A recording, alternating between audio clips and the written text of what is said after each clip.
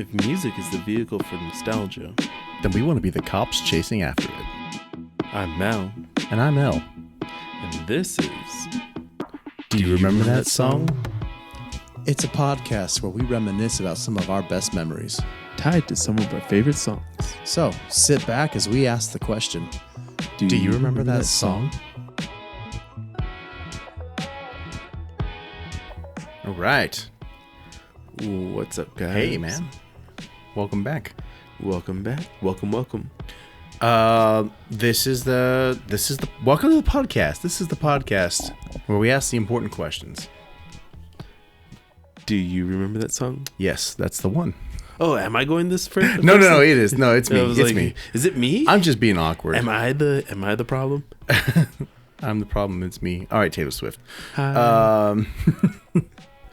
Yeah, let's not get there. Let's not go there just yet. I mean, we'll eventually have to do a T Probably song. gonna have to. Yeah, I mean. I have who? Okay. Yeah, Yeah, do you? no, Oh yeah, wow. I Okay. got a couple, All right. Hey, actually. we got some Taylor Swift songs coming, but not right now. You know, Not because now today. is the question to ask. Mal, Yes. do you remember that song, Probably. Gravity? I interact with gravity constantly. No, I'm talking about the song "Gravity" by John Mayer. Oh, okay. Yes. yeah. Yes. Do you remember that song? Yes. Yes. Yes. Yeah. No, people. Who doesn't know this song, "Gravity"? It pulls me in sometimes. Yeah, it is off of the album Continuum. That was a great album. Great record.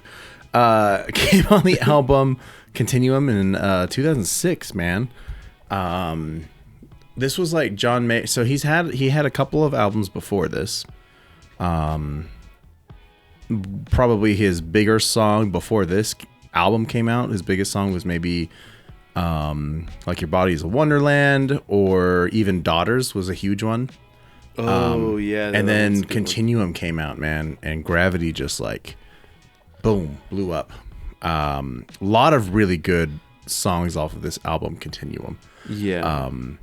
But for me, like, this album was very, very special. Actually, I got this album from, I think first time I ever heard the full album, I got it from your brother. That sounds Yeah, like it. your brother has been a source for a lot of music in our lives, I think. Yeah. But I remember, so this is like when like music and like having like digital files of music was becoming more and more like well known.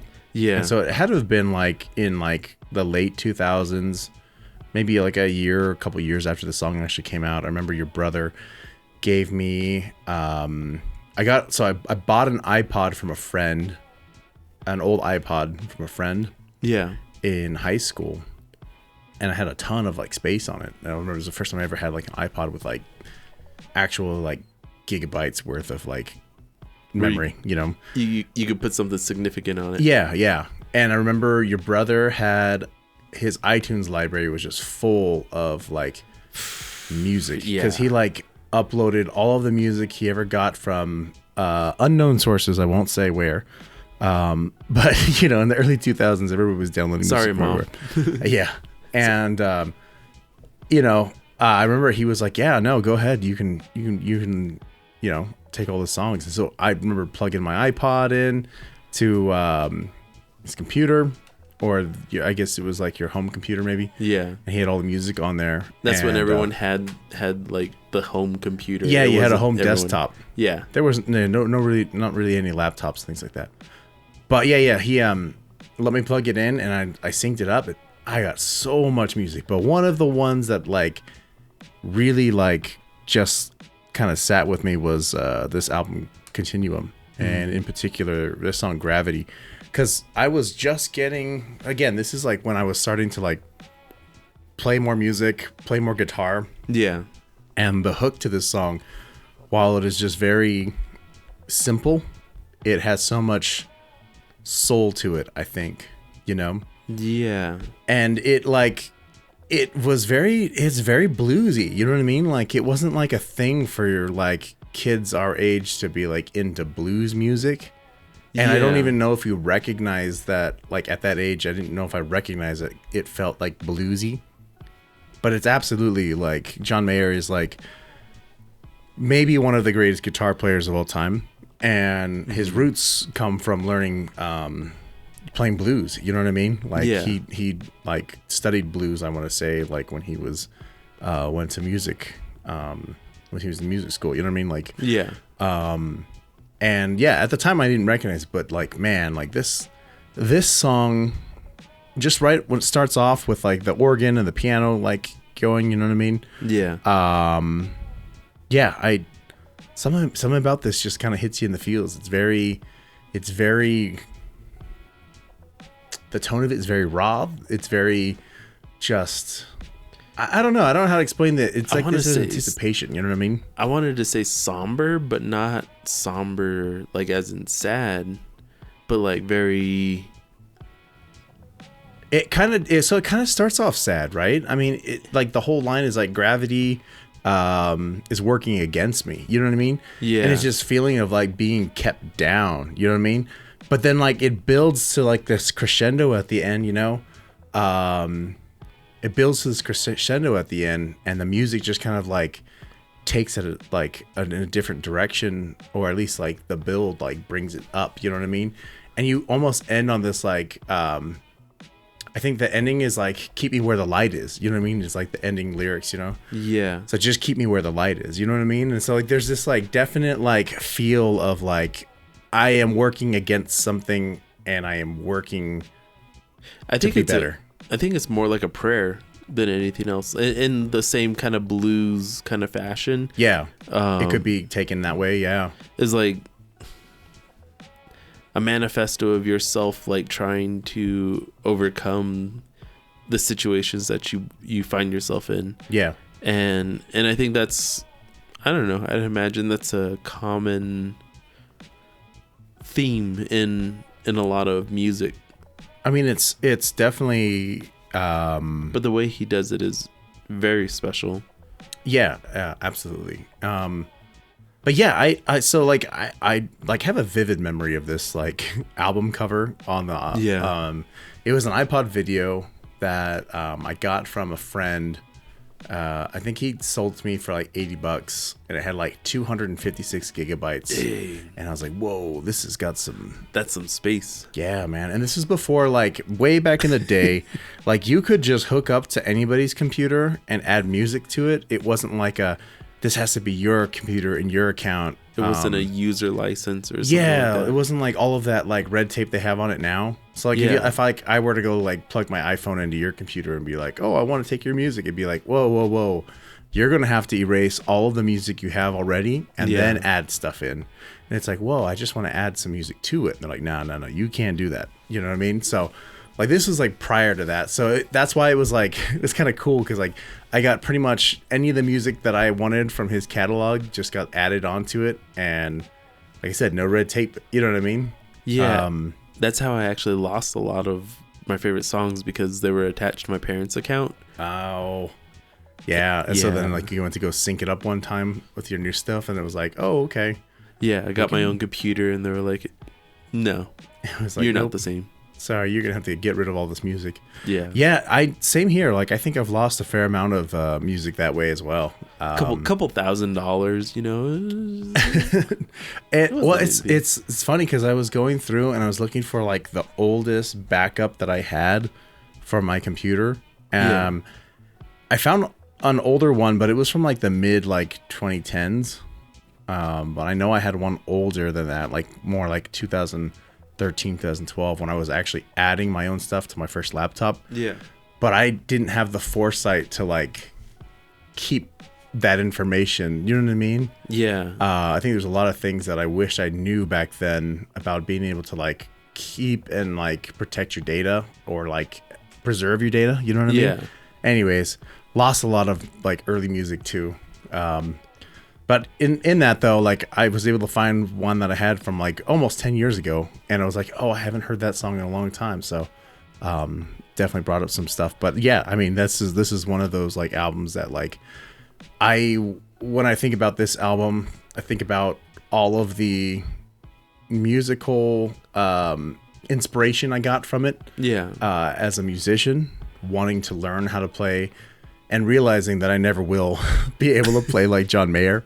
But like just the amount of like care and creativity that he put into this album, it's definitely something special. Yeah. And so, yeah, I don't know. If you ever heard this song, you might know what I'm talking about. And if you haven't, we have it up on our playlist. And I think the funny thing is, like, I remember whenever I think of John Mayer and him playing was when he teamed up with Dave Chappelle. Oh yeah, on Chappelle's show. On Chappelle's show. Yeah. To do the, and my favorite part is he's like, "Go on, John, play the fight riff. Play the fight riff." And starts playing, and everyone starts getting crazy and beating each other up. As though he plays blues, and then like all the white people like it, right? Yeah. Like, oh yeah, this is good. And all the black people are like, "What is this? What is this?"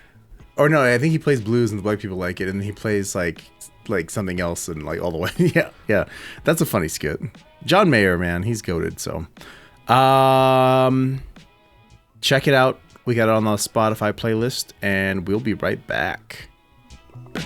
All right.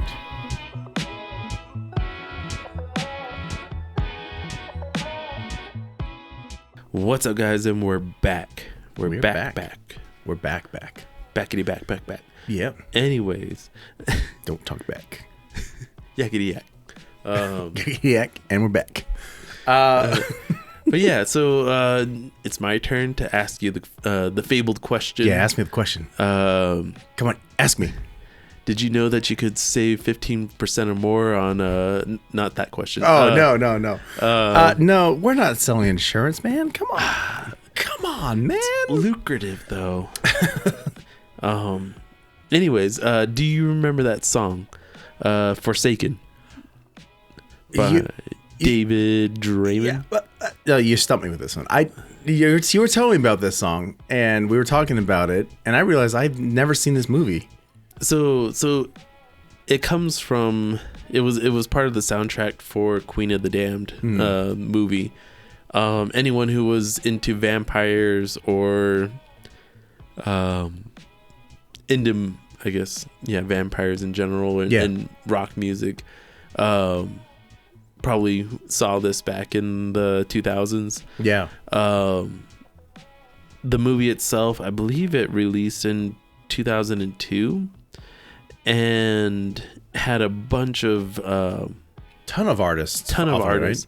And a lot of them were really good. I mean, you had like Wayne Static, Marilyn Manson, Disturbed, Static X, Papa Roach, just, a whole bunch of pretty well-known 2000s alternative metal bands. Yeah.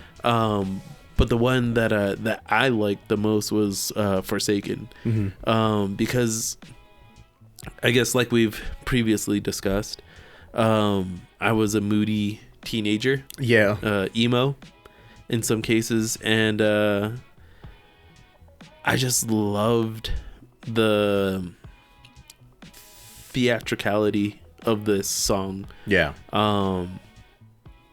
The synthesizers, just the music of it. And after, actually, I heard the song before I saw the movie.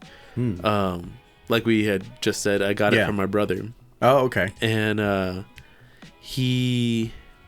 don't know how, but somehow it ended up getting passed on to me. I think it was one of those things where I just got on the computer and got like a music file dump. Yeah. And put it on my iPod. Yeah, you just put everything on. And where I ended up seeing this, when I ended up listening to this song, I was taking black and white photography at high school. And one of the things that was really cool was in the process of developing your film, they have you go into, I think they called it the confessional. And what it is a little room where it just has like a little table, because that's really all you need just to be able to put your film in this canister, and it helps develop it and does all that other stuff. Yeah. And so I liked going into the dark room because it was dark, it was cold, like cool and like mellow in there. And whenever I listened to the song, I would listen to it when I would go develop my film, and it was, I don't know, I guess it played into the aesthetic of being a vampire, the vampire vibes. Yeah. And so I would just hang out sometimes, just like go in, sit in the confessional, like the work room, whatever, and just sit in there and listen to the music. Yeah. And I imagine my teacher was like, where's Malachi? What is this? What is this guy doing? Yeah. And, you know, she was really cool. But that's kind of one of my bigger memories with that. And eventually one of my friends ended up telling me, oh, that's from a movie. You should check out the movie. Yeah. And so I eventually watched it and really got into it. I know the movie has like controversy with Anne Rice, who was the writer of the book. She wrote the book, and just like everyone else who writes a book and then it gets adapted, she was like, I don't like this. I don't like this. Like, you took what I wrote and made it